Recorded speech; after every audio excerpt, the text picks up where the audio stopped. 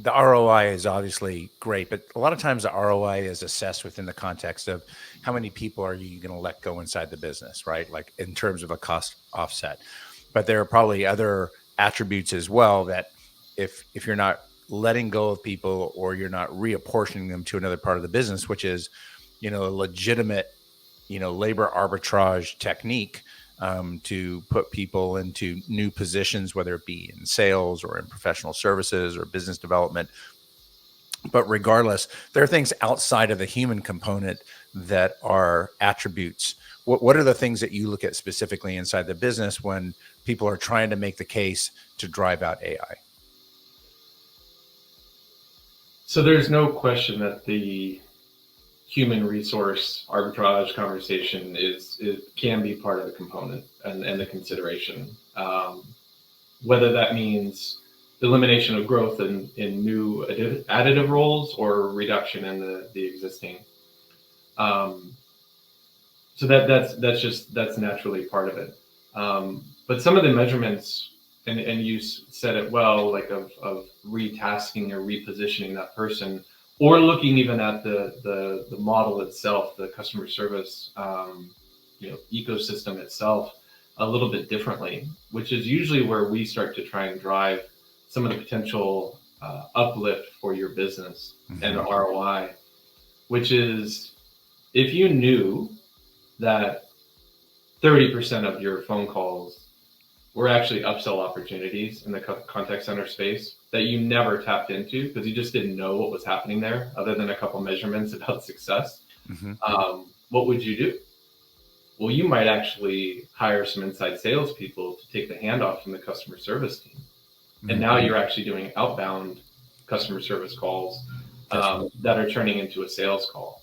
So you arguably you might be reducing a force within a contact center, but you might be actually hiring then in your sales related roles. And if you can start to have that dialogue about your call center being a profit center, that's a completely different discussion as well.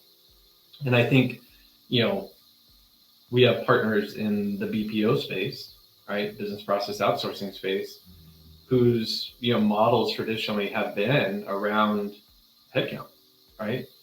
Sometimes call volume or case volume, but also just a model about outsourcing headcount. And now that has to change as well, right? So I think we've had some very unique and interesting conversations as that space continues to evolve.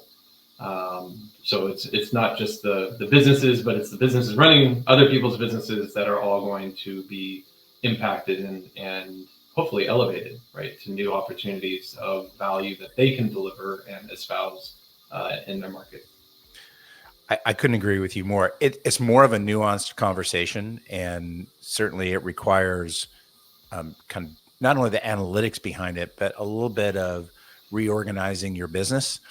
But it's easy to recognize that it's presenting tons of opportunity versus downsides inside the organization. And I think there's a direct relationship for sure between what's happening on the self-service side and what AI is providing and how it is providing incredible experience for the agent, and especially the agents that are now in a position where they're maybe dealing with the more complex issues that they've ever dealt with before, because that's their new role. Yeah. I think I really, the way I enjoy thinking about it is opportunity for net new scenarios to happen, right? Where I remember speaking to a CEO of a very large organization here in the States, and I asked him, he was a Sprinklr customer, really enjoys the product on the marketing and insight side, and I asked him, what he thought about his contact center, and his response was a little bit cheeky, but it's like, I know we have one. I know they have good metrics, and I know they have good results, and they do what they're supposed to do. I'm like, how much insight are you getting out of them? And so now you have this conversation where, like, well, because of AI and because of all these processing and compute capabilities we have to be able to transcribe, a conversation, this conversation in real time, if we wanted, um, the even thought that there could be new product ideas new marketing ideas, Mhm. feedback on the campaign that you just launched yesterday, and people are talking about it in the contact center, the CMO would love to know about that, That's right? right.